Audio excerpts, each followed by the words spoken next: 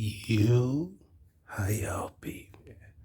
My fellow heroes minks of the blue sea. It's me. It's been a minute.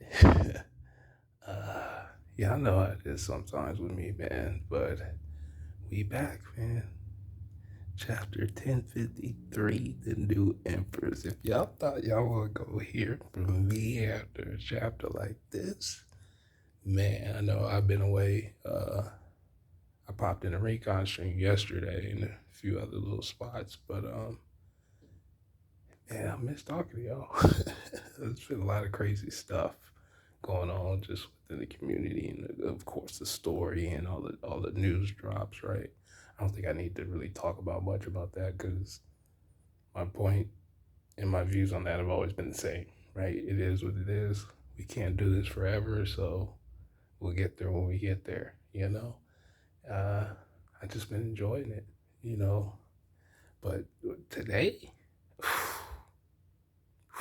you know what? Let's just jump into it, man. Good talking to y'all again. Shout out to the boy Recon.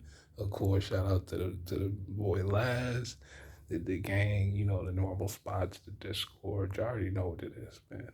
And we're back on Hunter again. Y'all already know, man. What's the one other series I'll talk about the most, right? And almost at least once every 4 or 5 videos, we talk about Hunter. So it's just crazy that it's really going to be back soon. And with the month hiatus of Gold Piece right now, it's just like I have time to finish like the last 50 chapters of my reread. And then we're going to get into that. I've been watching anime, of course, and stuff like that. But yeah, man, just some catching up, and it's theory bag time, man. 1053 was awesome. Um, First of all, when we start off in the beginning chapter with Mustache Gorosei talking about the photo, and I've seen in a couple of spots, and there's some debates about are they really talking about Luffy, because it kind of doesn't make any sense. And that was the first thing I thought, like, well, he's always been Monkey D. Luffy, son of Monkey D. Dragon, and grandson of Monkey D. Guard. Like, everybody knows about Marineford. Even in his new form, which I always thought his new bounty poster was going to be Gear 4th because how much, he loves Gear 4th, but I didn't know Gear 5th was going to be a thing either. And I don't know, man. Like, it should be obvious again that they're talking about Luffy, but why should it matter at this point? Like, the people who already know that kind of information would recognize, regardless of what his name was, they'd still recognize what he's supposed to be at this point, right? With the mythical zone fruit and Joy Boy and whatnot. So I'm really iffy. The Gorosei, I've talked about this before, where sometimes they seem all knowing, and then the next chapter they seem highly incompetent. They already waited too long as it is, but I don't know sometimes with the Gorosei, man. I just don't know with them. Like, I get they're human, but man, it makes no sense, right? Because removing the D doesn't do anything. And then the fact that it would make sense that they were talking about law, but the D isn't in his bounty poster, so they can't be talking about him because the ring said that we didn't have time to remove it. So it's like unless they're talking about another poster we have not seen of an unknown character or a somewhat known character, it just doesn't make sense that they're talking about Luffy. You know what I mean? So we'll have to see what the of course, always support the viz what the official says. So it may be just a translation thing. It's impossible to translate things perfectly, right? Even the viz mess things up. So we'll have to see on that in particular, because I just think that's kind of an important statement. If there's an unknown character, we definitely need to know about that. And it's just like, why would it be Blackbeard again? Same situation. His bounty poster has always been the same. As far as like when he had a bounty poster as a Yonko. So I was like, I don't know about that one, man. It's really weird. And who's Guernica? Are they talking about you? You guys know I've been calling him Udahara Kisuke had Cypher Pole guy. I assume they're talking about him because obviously I didn't get to talk to y'all, but y'all know a couple of chapters back when he was skywalking away from the fight, only him and Apu would really seem like the type of characters that have access to information that would even talk to Morgans. And we see Apu in this chapter of course, too. But it's just like, I'm assuming Guernica is him, right? Because he never knew his name. And I don't know. That's just kind of what I got from it.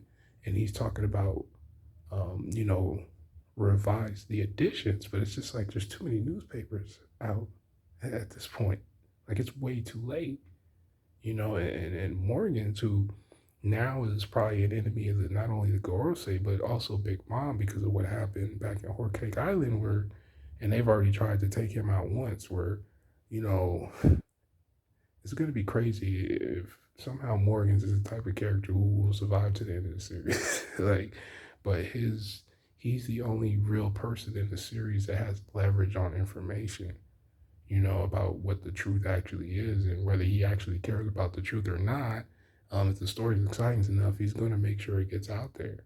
And everything that's going down in Wano is like, you know, they buster called O'Hara for less, right? With no real information that we were told about, about what the O'Haras were doing at that point in time. So it's just like, man, this fool Big News Morgans, man, he's something else. Like the power of information we talk about on this channel all the time, right? The power of information. And you have to wonder how many sources he actually has, because as far as we know, he hasn't been in Wano this entire arc, right? But again, like we talked about with Apu, or, he even mentions that the transmissions that he picked up from Cypherpole right before they spotted Big Mount ships. That means he's tracking the world government too. So it's like, well, how much does he really know, to the point where he's intercepting their own transmissions, of Cypherpole of all people, who are supposed to be, they got the top, probably secret lines, right? Secret frequencies on the Den that you can't access, like how it is in real life. So you would expect that someone like Big News Morgan shouldn't be able to intercept information like that. So that also tells us about the location of Big Mom's ship, and the fact that Cypherpole and Big Mom pirates have crossed paths or are about to cross paths. So we'll end up hearing about that. And it's just like, well, everything going back on Cake Island with the Germa too, and Big Mom and being defeated. Like there's a lot going on as far as like the potential for chaos, right? And we knew Post One was going to be crazy to begin with, but little stuff like that, it's just like, it's really crazy that Big News Morgans is really out here spying on the world government too.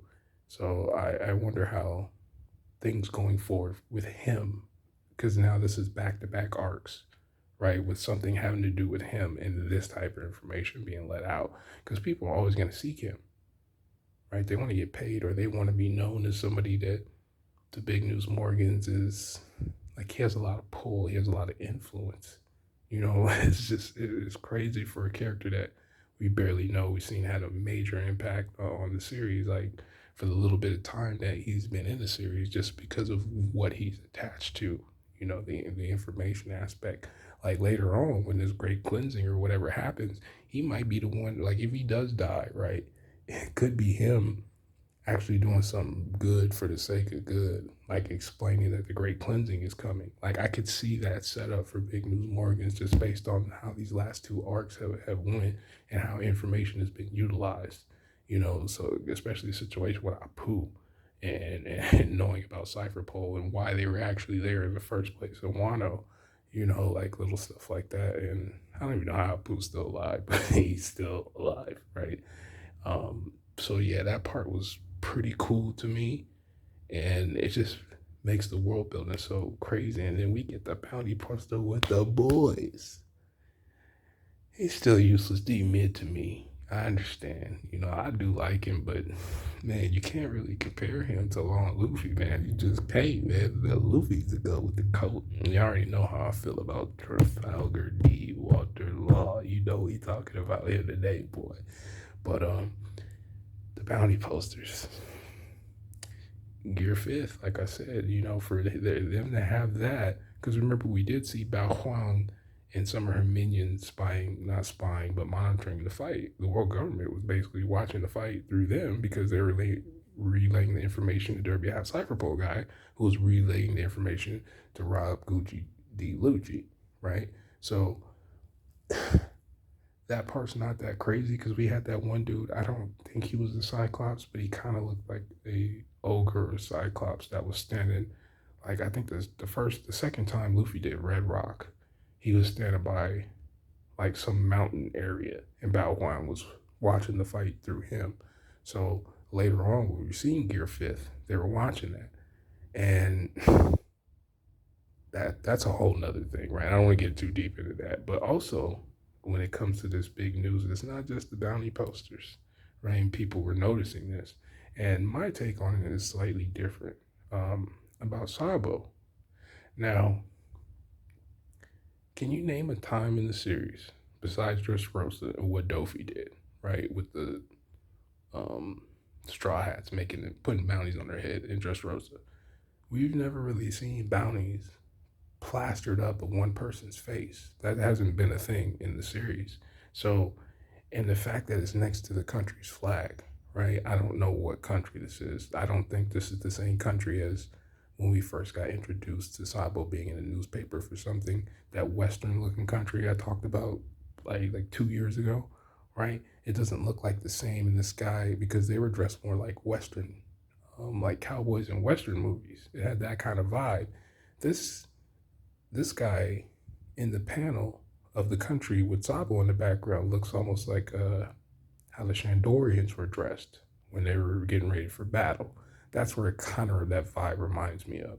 So I don't think this is a different place. So if these two places are a different place, right?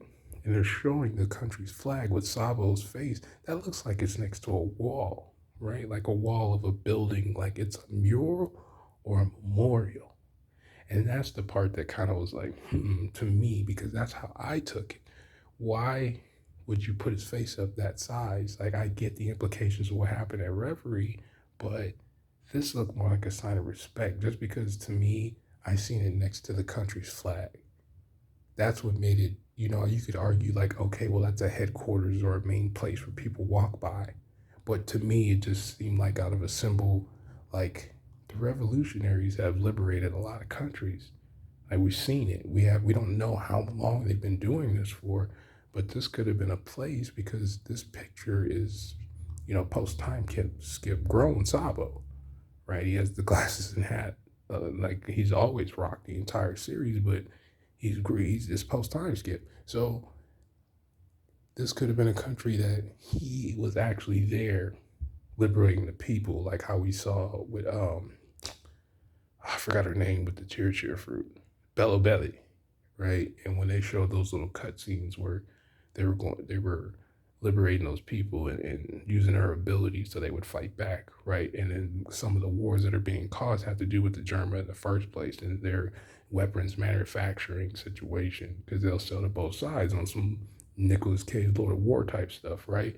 And then you still had the world government doing pretty much the same thing, right? Tied to the weapons, which also these weapons probably tied to, some of the stuff Orochi and Kaido was doing. You know what I mean? So it's just like this whole Sabo thing. If it is, it could be a memorial. Maybe they found out, like in the paper, that allegedly he's dead already.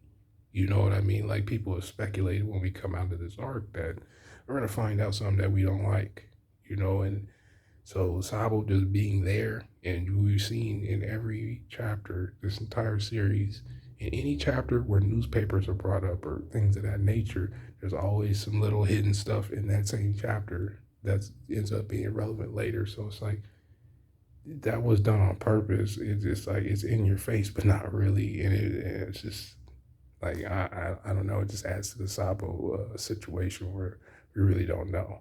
But seeing them all in 3 bill doesn't really shock me, right? Because everything Blackbeard did, I talked about this before. He only got 2.2 bill or 2.4 bill. Well, I guess 2.47, right, for the 24/7 all day stuff. I didn't think they were gonna get that much more. Cause here's the thing, right? They know they know Big Mom and Kaido have been defeated, so they would have to know how, right? And even though they're not talking about everything Kaido did and all of that, right? We're only talking about the result of the situation. And it's like, well, you have to put their bounty somewhere that makes sense. You can't put it in the fives, right? Even though they beat Kaido, nobody 1v1 Kaido, And the amount of territory and everything that he was doing still hasn't been eclipsed just because they lost right this second, right? You're gonna have the factors. You're gonna have all types of crazy stuff. The same thing we seen with the Big Mom Pirates, that she was worried about just losing face will make people try you now who didn't used to try you before.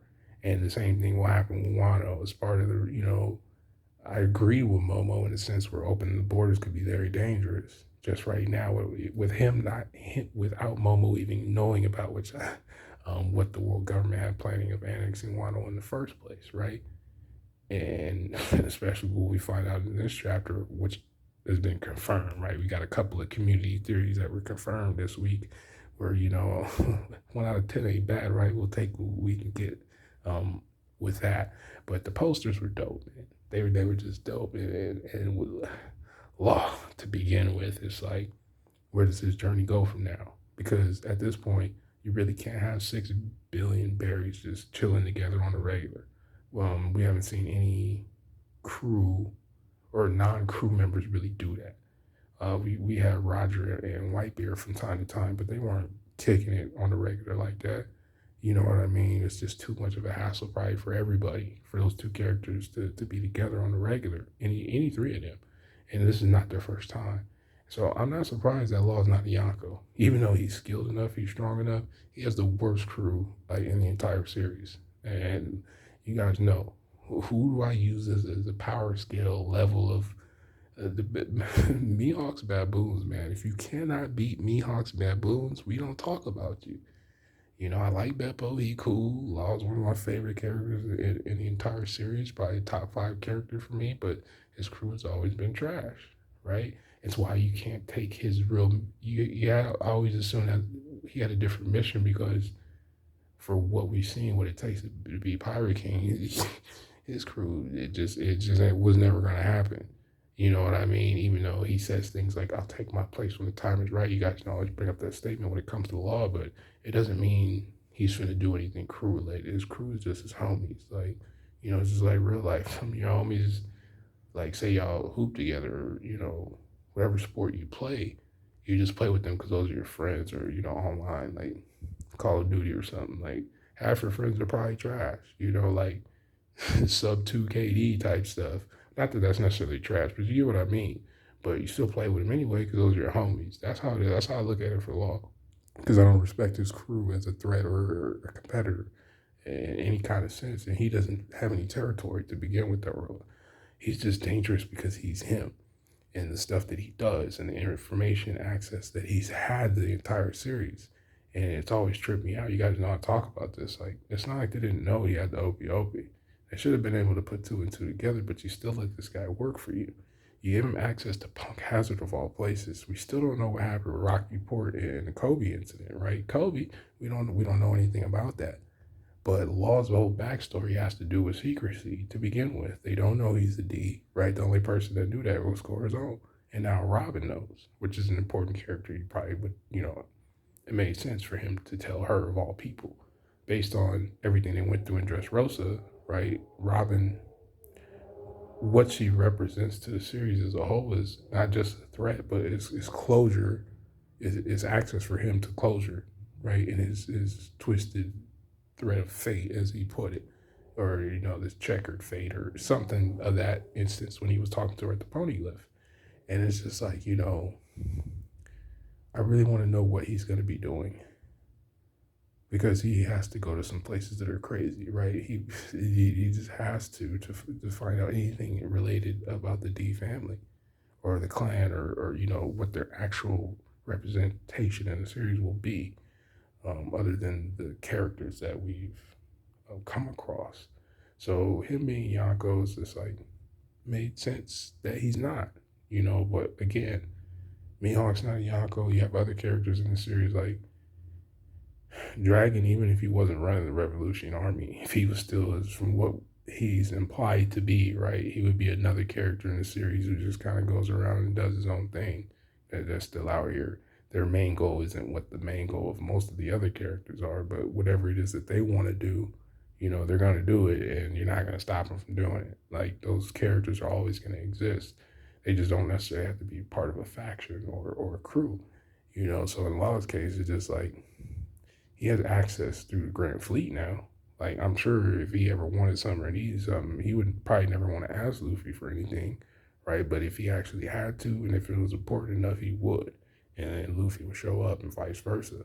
I know still people think Law might have some ulterior motive that's negative, but again, man, the him being connected to Shanks in some way is still odd to me. Again, you guys know I bring this up about Marineford, like how did Law know to be there, and why did Shanks trust Luffy with Law in the first place?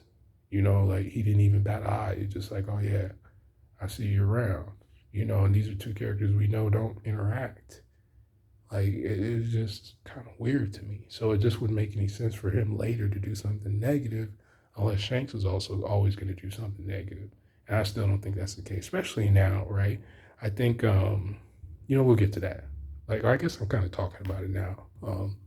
We can get into Tango Yama and Robin stuff since I was talking about Law. Um, right, that's been a theory for a minute, even before the situation with Toei doing what Toei does, like what they've been doing with the series. I thought it was always cool. It didn't really bother me. You guys know I gave Sukiyaki the work in the beginning of the backstory back in 960 and 961, and throughout the backstory, it was like, how did you just not know what was going on? And I never looked at it from the aspect of, well, technically he's just a regular dude. What was he supposed to do, even in that position of power, right? And then find out he was in prison. Of course, that's an excuse. I won't say it's an excuse. I guess it's a messed up way to word that, but I like how he's just been in prison. He was imprisoned for a time being, but nobody knew that he was still alive. Although he thinks some people probably put two and two together, like us. And I feel like that's why that sentence was there.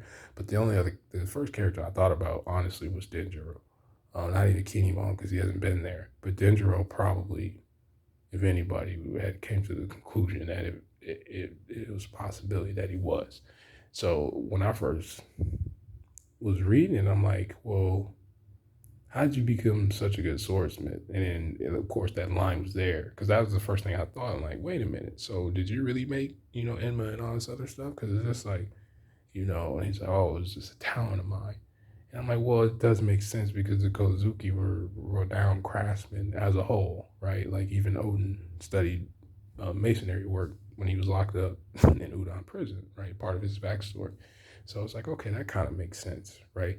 But now we've always wondered when in the story would somebody who could read the poneglyphs also would pop up. And then we got it because in the middle of his backstory, Robert was like, it doesn't matter what your backstory is. Homie, where is Pluton at, cuz? Where's Pluton? I don't want to talk about nothing. Where's Pluton? And that statement was just like, I didn't expect to see that word this week at this time. Like we knew the poneglyph thing was going to pop up again, right? At some point.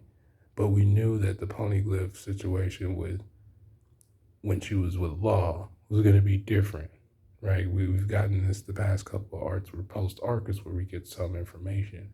And just like with Neptune, right? When she was talking to Neptune about Shirahoshi and the lack of conversation with Rayleigh, right? Was just like, well, okay, I see what's going on now.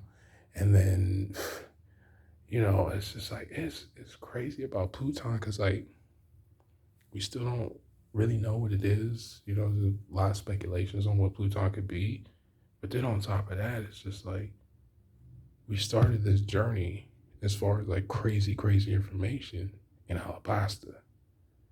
And it's like, so I remember, if you think about Jinbei's cover chapter, him obtaining a poneglyph being way out in Alabasta, obviously we don't know geographically what's the difference between the two, but Alabasta showing in the New World, so, excuse me, for a poneglyph to be that far away from its home, it's just like, well, a lot of times we have to assume a Kozuki just inscribed there at that time, but it's like, what was the Kozuki clan member doing all the way in Alabasta? For a country that, we don't know how long the isolation of Wano has been really a part of their culture. Maybe that wasn't the case during the Void Century. That's why we've seen poneglyphs all over the place where we've had, previous characters of the Kozuki clan who've lived in other places in other countries, right? That doesn't really sound that crazy. But then when the world government took over, maybe Wano was one of the original, countries that got the short end of the stick. And Wano was just like, okay, well, we'll just keep living over here and do our own thing. But if you come to Wano, you know what time it is. It's not going to go how you think it's, we can do trade and we can do all that other stuff. But if you think we're going to be paying royal tribute and all this other stuff, it's not happening. It's just not. A shout out to Ryuma. It's just not going down. So the way that they have handled this situation, with the poneglyphs just being spread out throughout the world, I really am curious because like we know what happened in Skypiea. So it's like, well, did this happen in every other place too? Or were the stones created in Wano and then sent out throughout the world for some reason or another? You get what I'm saying? So, or maybe that's an aftermath of whenever the ancient weapons was used the first time, or how many times have they been used? You know, because if it's like a situation for what we've seen with Shirahoshi or in the implications of Momo, you have to wait for someone to be born with these abilities. But Pluton is different because it's implied to be man-made, but it's just like, well, the fact that it has blueprints, which were in Water 7. So it's just like, now I'm thinking, timeline wise, right? How did the blueprints to a poneglyph go from, we're in Alabasta where the poneglyph was found, right? If it's always been there, right? Then you had the blueprints for Pluton and Water 7 secretly, right? But not secret enough because Cypherpole was aware that they had to be somewhere in Water 7 for them to be there that long. Why would they have any idea of that in the first place, right? All these questions obviously never get answered in the story, but it's just the type of stuff I think about because you're tying history together in a different aspect than what we've been told. Just thinking about that on a grand scale, having to confirm that, and Robin's always known this, and we talk about that. Robin doesn't talk about things unless she absolutely has to. So she already had implied for herself, right, based on learning about the Kozuki clan, that, well, if Odin died, Momo never learned. We talked about if she would be the one to teach him. Now we don't have to cross that path that way, depending on when Momo and Sukiyaki, if they have a relationship in the first place, he can be the one to teach Momo now because we don't even know how Robin technically learned. We just know that she learned, right? Just because our horns were built different. But at the same time, it's like, something I always thought about. What does the language of the poneglyph sound like? Because we never heard it spoken in the series. I don't even think it's necessarily all that important, but how important sounds in the series have been, right? Why wouldn't what the poneglyphs sound like be important if the poneglyphs actually have voices that come from them? Like we talked about with Odin having the voice of all things, his might not be as experienced as Roger's was. And that's part of the reason why you need two people, right? You need someone who can access the voice of all things and interpret the poneglyphs. So Momo was always in a position to do both. And then now that we got Sukiyaki, we see it could be possible because this is going to come back around, right? Just even when we leave Wano's not leaving the story. We've talked about that over and over again, just because of all of these situations. But now Pluton, like she saved Crocodile's life without him knowing it, because he wasn't going to Wano to try to do nothing with Pluton, man. One clap guy, no, one clap guy, no, man, that wouldn't have worked out. Just because, yeah, you went after Blackbeard, but I was saying yesterday, King would have melted Crocodile in the glass, but it wouldn't have worked out. But it's just the Pluton thing was just like, we're gonna keep talking about that one later, but yeah, man, of course, Green Bull. Shout out to the Admirals. Y'all already know, man. I've been saying the entire series, the top tier or the top tier. There's really no separation outside a specific matchup, right? For how many years do we have to hear slander and disrespect about the Admirals? And Garp was going to kill a kind. I'm like, man, just because he was mad doesn't mean he was going to win. Whitebeard was mad and he still lost. So it's like, okay, I understand he was at the end of his prime, at the end of his rope. But Garp ain't that far off from the end of his prime. He's already past his prime. You know what I'm saying? Like, I get it. The older guys in One Piece don't mean that they're weak. He's just gonna low diff them. But I've been saying it for years, man. And then he found out Kichi, and both their hockeys had to bloom. From what we seen from Luffy, what did you think was gonna happen from admirals fighting each other? You know, to the death, basically, regardless of whatever mystery behind that fight. We're just taking it at face value. Two strong characters, strongest in the series, right? Top characters in the series fought each other to the death. No way they don't get stronger after that. So it never made sense to me to disrespect the Admirals, where now we see Greenpool low diffing. Now, does it mean he'll low diff Sanji and Zoro like that? Absolutely not. As much as I clown Sanji, you're not doing him. And the Senpai, the Santori, you hailing it from Shimosuke Village, you will never clap them like that. Not on, no, 1v2 is not happening. You know, Kaido was the only dude at the time we see doing that, but hey, look, they get no play from me. As much as I thought they was cool, you're ancient Zoans. You had 7 days to rest, homie. Best regen pack in the entire series. You get no, all else, man. You got low diff. He even said it. I would lose face if I had any problems with you two. If I couldn't come down here and clap both of y'all simultaneously, I'd be looked at like a bum. Bozos. So all y'all who've been on that for I don't know how many years, I didn't get to catch all the strings of it, but it was because there's some Admiral supporters out there that are known and have dealt with slander just like me. And I'm like, yo, you already know, kind was like top 5, top 10 in the series for me. I did a whole video about it, kind of. You already know what time it is with the Magma Brat. Oda told y'all, man, it gave it kind of 1 year, no time skips. Series is already over. So now that we see he has a fanboy who look like Chad from Bleach, we might finally see a good plant user that's not the Mokuton man himself, Hashirama, right? I do like how he's refertilized. Of course, he's using the corpses of the dead, but I guess that's technically what happens in real life anyway, right? But it's just funny.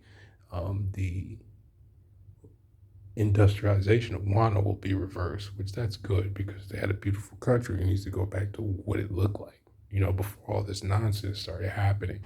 So it gives Green Bull kind of a duality, right? Similar to Akainu, where Akainu might be who he is, about how he goes about his justice, but he's not in it for himself, and he doesn't have a correct way of doing it, right? But Green Bull seems like he's kind of crazy, and he's just low diff king and queen, dog. Just low diff.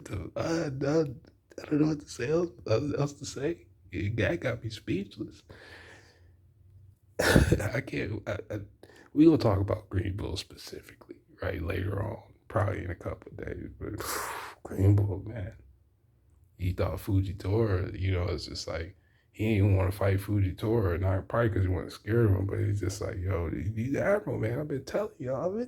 You already know. I'm trying to contain the hype and keep it concise, but in one panel, 3/4 of the entire community destroyed, just like that, just all that nonsense, man. Y'all already know, because I've had to hear this for years. And it's cool, it's fun to have your narratives, but it's just like nobody ever gave logical reasons to why the Admirals were trash that didn't have any bias attached to them, based on some of the stuff that we saw in the series. And I get it, Marineford is sketchy because of what we didn't know and things like that, but it's just like, there was no point in the story where I should have been hearing stuff like, oh yeah, Katakuri with low div, Aokiji, and kind of like, what? We're crazy, man, you're wilding. Again, Katakuri, one of my favorite characters in the series, but to me, not beating Akainu, that's a bad matchup for him. Like, that's all the heat in the world. No, he need not be. No, like, future sight all you want. Kaido have future sight too. Like, that's what I've been saying, man. Like, I get that we're not told everything, but it's just like, if the Yonker was so strong, why haven't they toppled the government yet? It's for a reason, man. These guys aren't just here kicking it, dog. Like they're doing it doesn't work like that. Because it took all this time for Kaido and Big Mom just to work together. Even if all three of them worked together, they wouldn't have been able to overthrow the government. It wouldn't have happened. It would have been a problem, but it wouldn't have happened. Or else it would have happened already. It's not just personality, it's manpower, resources, and so on and so forth. You need a lot of that to even think about coming after them because they have the most power, the most people, which doesn't seem that way. So I was just like, man, see, this right before break too, so y'all know I'm be talking a whole lot of mess for the next 4 weeks before he gets clapped because he ain't messing with the GOAT with the code right now. Going down there to mess with Luffy and Law and Zoro, oh no, dog, that's not happening. Like that's just not. It's just not a thing in the series right now. We just had two of the strongest characters in the entire series is taking a magma nap. Don't think, again, like Akaido's my guy, but he wouldn't be able to come here and just straight low diff everybody either. He'd probably kill half of them. You know what I mean? But he's not defeating this. And no character in the series can do that. That's one of the things that always gets overlooked. Like they time and time again, you see, it doesn't matter how strong you are. You get a couple of strong people in this series, and you're going down. They'll find a way to beat you. Like it just happens. Roger and Whitebeard would ever be able to do it. Maybe Shanks and Buggy will have to do something similar about Blackbeard because Buggy being a Yonko, oh god, Buggy the Yonko finally happened. I'm not even mad at this point, but it's like that is a very Buggy like thing to happen. I'm not shocked. I'm shocked kind of, but not really because that's what type of series this is, man. Like, you want to talk about fake it till you make it. Buggy was supposed to be getting locked up. Now all of a sudden he's and now I hope don't happen though. And y'all already know this. A lot of times when you go back and watch old clips, as soon as the episode new chapter comes out that has certain stuff in it, people love to run and mess up the comment section. So it's just like the what comment section is about to get spoiled is probably the biggest one in the series, right? Where Shanks meets the Gorosei about all the jokes about him going there to talk to them about a certain pirate being Buggy, and it's like that might actually be true now. I guarantee there's already people in the comment section talking about, yeah, chapter 1053. Oh man, it's so annoying people do that. But I understand the excitement behind the whole thing because of how long we waited.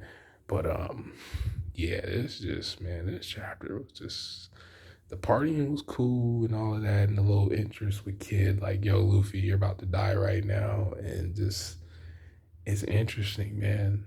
It's interesting with Buggy because remember back who's the other character that was like, yo, this Blackbeard just something ain't right about old boy. I'm not feeling his vibe. It was Buggy.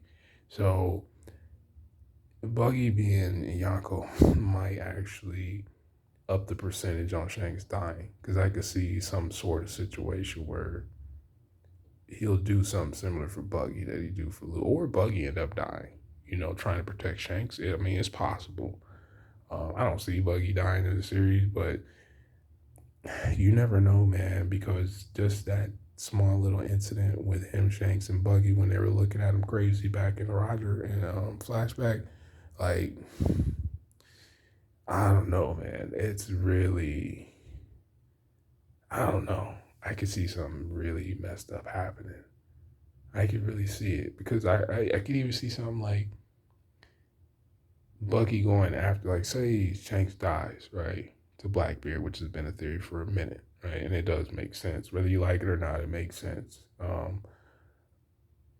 I could see Buggy being mad about that, like, yo, I was wanted to be the one to defeat Shanks, because he's the reason why I had this devil fruit in the first place. You know what I mean? And just Buggy the Yonko. Buggy the Yonko, man. Yonko, Buggy Saba, the bombastic. I was cracking up so hard about that because I'm just like, oh, this man, Oda, man, he's himself. That's for certain. Yonko Buggy, not nobody else but Buggy. Buggy D clown. So now, like, Kid must feel like a real clown because an actual clown is a Yonko before him. Luffy was a Yonko before him. Like, Law did more to him. He was more effective in the fight with Big Mom. You know what I'm saying? Now it's just like the Kid is just he's not liking times. He's about to go out and do some wild stuff. Guarantee when we leave this arc, Kid is about to be on a warpath. Best believe that. Kid is going on a warpath. Because from just the way that Oda keeps trying to make them somewhat, rivals, the only way you do it is through brutality because that's what Kid is on to begin with. And he's not looking to like any specific goal, right? I think I don't know, man. And he already went after Shanks once. Like, that's the other thing that we haven't talked about in a while. It's like, what was the situation with Kid and Shanks? So again, the bounty poster might make him even more mad, seeing like Shanks, like, yo, I'm missing an arm too, homie, and you're the reason why, or whatever. It's like, I don't hate Kid, but it's just like, man, Kid is just not, it is not that guy like Law, man. He's just not. I want him to be that guy, but I do think seriously, as far as like us going to in game series, the actual in game. Kid is like after this arc, even though he has 3 bill, his character type is so much different than the other two. Law jokes about to be in search of death, but he kind of goes out his way not to kill people. If you think about how he uses his ability, and Luffy's nothing like that either. Blackbeard don't really care, but technically we never really seen him kill too many people. Like that. But you just don't get in Blackbeard's way. And I wonder what Blackbeard thinks. And I wonder what Shanks thinks about Gear 5th, if he knows. I would assume he knows something. And what is that going to lead to? I know I went a bit longer than I normally do, but man, we got to, it's going to be a long month, but I had some free time. And what was the other thing? Shout out to Kinemo, man, finally hooking up back with his wife. He should be dead, but hey, man, compared to what could be happening to him, getting back to wifey, that's cool. But seeing this Green Book, man, this chapter had everything. Everything except for Zoro, but it had everything. We did see Iori, right? Still getting them checks, man. Zoro, like, hey, man, you gotta still get them checks. We this Southside Shimosuke Pippin over here. We're not simp smoking over here. You gotta have income. It's just what it is. But I think that's all I really want to talk about, at least for now.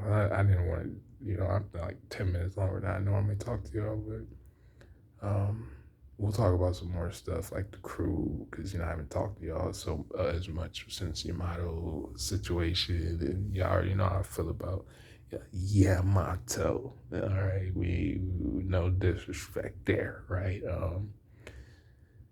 Momo looking just beastly. I'm like, gotta get back to the past. He's no longer a young samurai. He looked dope though. He looks enough like Odin, but not like, exactly like Odin. But I like the way Momo look. He look like he gonna be going in later, man. As soon as he learn how to catch the rest of his life experience up to what his body is, he gonna be a beast. Best believe he gonna be a beast. And he's still gonna be a brat, but it is what it is, right? Anyway, man, y'all stay safe out there. Probably be talking to y'all maybe Tuesday. Probably a little bit more organized than this, right? But it's just because this chapter had way too much going on, and y'all know I want to talk about Hunter x Hunter too. So that's pretty much going on with that. Man, it's good to be back. Good to talk to y'all though, for real. Appreciate everybody who always ask me random questions about when I'm going to talk about what. Shout out to the Discords, the usual spots. Hopefully I'll be on there a little later tonight. I got to do a few things, but I really want to talk some One Piece, so it's about to go down though. Peace, y'all.